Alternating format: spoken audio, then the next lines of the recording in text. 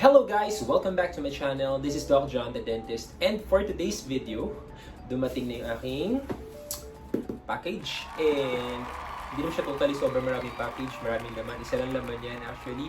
So this is the Bambuhay Face Shield. So this Bambuhay Face Shield is locally made here in the Philippines. And basically, since yung pandemic na natin and currently nire-require nila almost lahat na, hindi naman lahat, some na if sasakay tayo ng public transpo, we need to wear face shield. Alright? And maraming lumalabas ngayon ng mga local, mga from other countries na mga face shield here. So this is a plastic face shield na almost ang daming lumabas, and yung iba pa nga hinord siya na almost tumaas yung price niya and yung naging concern din na yun ng mga tao.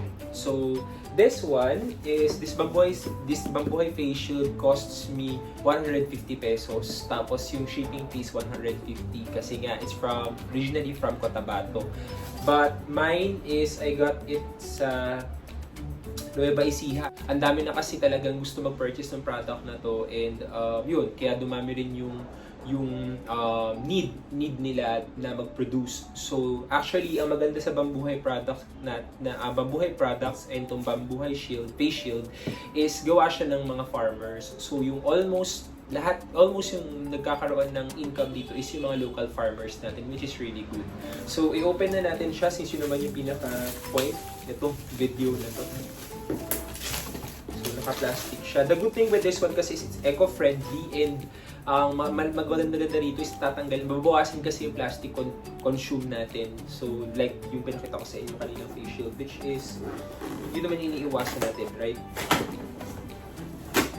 So maganda sa kanila, box talaga siya. And here we go. So this is their face shield.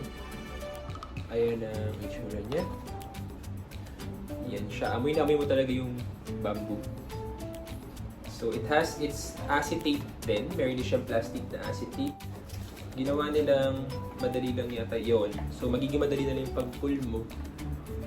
So sinila nila yan. Balik na naman ako. Ayan. So magiging madali lang yung pag-pull mo sa kanya. Hindi ka mahihirapan sa kanyang kilain siya or tanggalin.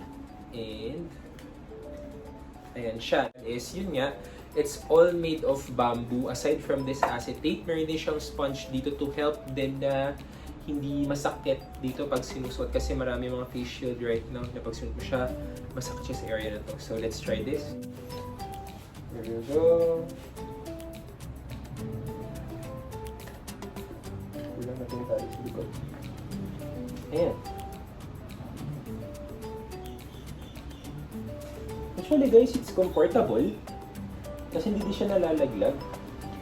Tapos yung acetate niya, matigas din, which is good. I mean, clear naman yung acetate niya. As you can see, it's aesthetically good. Maganda yung itsura niya considering na it's made up of bamboo, and hindi siya simple design lang ng bamboo na nilagyan or normally nilagyan ng stapler tapos or dinikit. Sa kanya kasi it's talagang nirap siya ng I don't know what's this material, pero it's more of lahat sila is eco-friendly aside lang from this is ang acetate, which is considerable na siya dahil nga yung isang klase ng face shield natin here, it's more of plastic.